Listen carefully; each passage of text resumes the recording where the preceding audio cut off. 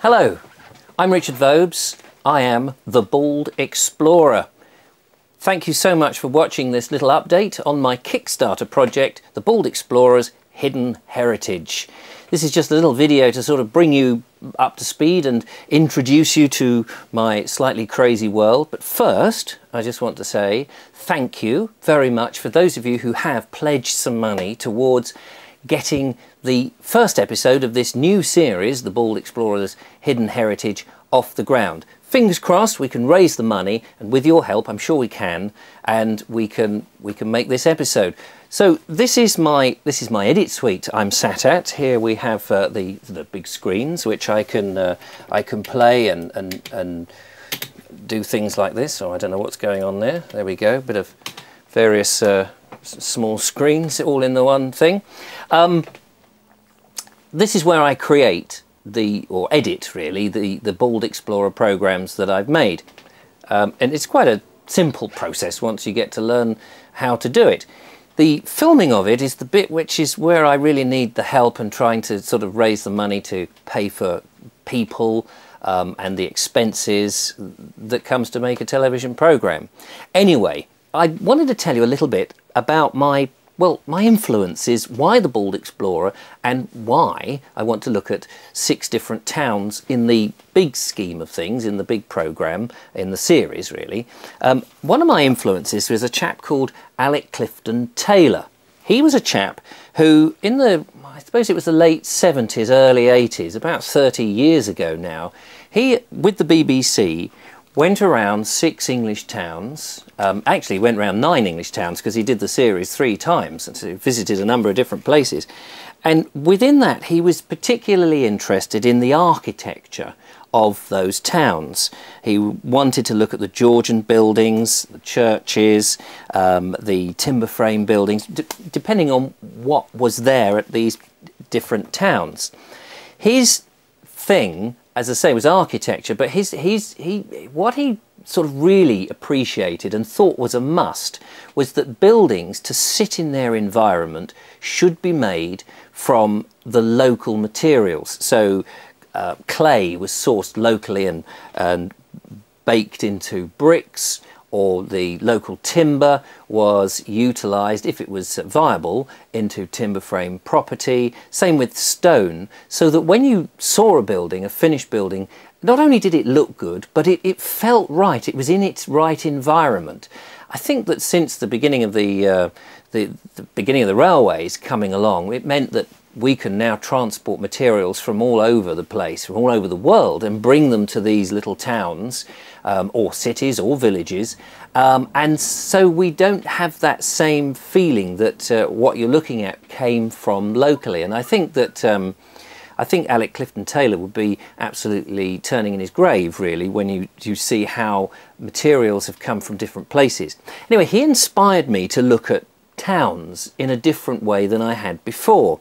They are fascinating places, but it's more than that. It's the people who are there, and it tells us something about ourselves. Every town has kicked off or grown from a different thing. You might have a town on a river that had a busy port, or it might be based on the coast with a harbour where you would have different sort of trade coming in, or perhaps it was on a Roman road that was supplying the Romans and then the Normans and so on and grew, or perhaps it was based around a castle, or like King Alfred when he set up his burhs, or boroughs as we call them now, that the King Alfred, when he was trying to defend an area from the next town 15 miles apart from the Vikings invasion. And so every town has its own unique story, and I think that's what makes going around Britain interesting, and every place completely different and unique. And as I said, with the building materials, some houses down in the south, for example, are built from chalk and flint, particularly Flint down here where I am in Worthing in West Sussex, with the wonderful South Downs. But as you go up to, say, into Scotland with other places, you've got Aberdeen, which is granite. So you've got different materials in different places, different types and different colours of sandstone, for instance, which gives every town a completely different and individual look. And I think that it's a joy to go and explore, and that's what this series aims to do. And if we can raise enough money to make the first programme, then that would be fantastic. Now, you might say, why Bridgnorth? Because that's my first programme, and the reason for that is it's an unusual place. It's not one of those places that immediately comes to mind, that people don't immediately go, oh, Bridgnorth, I know exactly where that is. Where is it? It's in Shropshire. It's on the River Severn.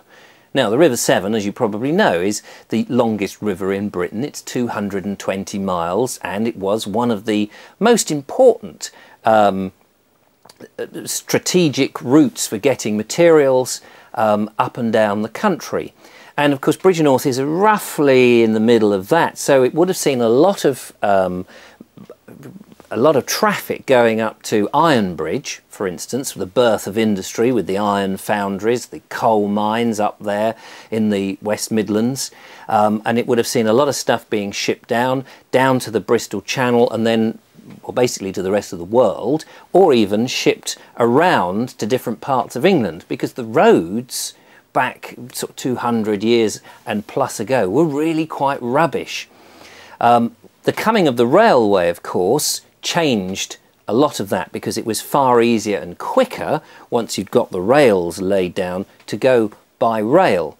And that's another thing, when a town had the railway come, how did that affect it? Because up until then it may have been a backwater, but the minute you have this faster communication, this way of travelling to and around the country, the same with the canals and those navigations. Once they were connected, the town became more important. But if you didn't get your railway, or you didn't have a canal navigation, then your town could shrink. Same with markets. When a market was given its charter by the king back in the sort of Norman periods, you suddenly had status. People would come to your town because you had a chartered market. You were a chartered market town, and suddenly you had status. But if you didn't have that and you were a large town and your neighbour got one, suddenly that town could dwindle as everyone's going next door. So the history of towns is actually quite fascinating. Bridgnorth also is unusual because it's on two levels. You've got High Town and Low Town. The River Severn goes through the middle, and then it sits on this promontory of red sandstone, the High Town, which looks down on the Low Town, which is down more at the sort of river level. Built into the cliffs are these caves, and the poor, who really had no money, hence they were poor, would live and dwelt in these caves, which is, you know, today by our standards we'd never put up with it. But back then people were that poor, they would live almost anywhere, and a lot of the labouring poor, the common people, often lived in very, very bad circumstances, in hovels. So we have that. When the Victorians came, they saw the advantage of this High Town and Low Town, and somebody came up with the idea of a funicular, a cliff railway. And it's still there, and you can go on it, and now it's a great tourist attraction, and it's fantastic. I want to go there, I want to ride in it, I want to find out all about it. It's going to be exciting. We spoke about the railways just now, and of course the Severn Valley Railway was one of the major railways in Britain when it was built in the mid 19th century, and of course steam railways. Now part of that has been restored. It is a heritage railway, and one end of the railway station is at Bridgnorth, and the other end is at Bewdley, and you can go on it. I want to find out about the railway, how difficult it is to run, what it was originally like, and the problems that they had, and the navvies that built it, and all that kind of stuff. Because England's terrain changes so quickly, so building something like a railway and tunnelling and that sort of stuff is absolutely fascinating and interesting. So we should find out as much of this hidden heritage as we can. Of course, a town wouldn't be a town without its people, and people's lives are interesting. The different people who live there now, the people of the past, the market hall, the whole thing. There's the castle, there's the churches, there's religion. Every town is full of interesting stuff. And if I can inject a little humour as I go round at the same time and make it interesting, then so much better it will be.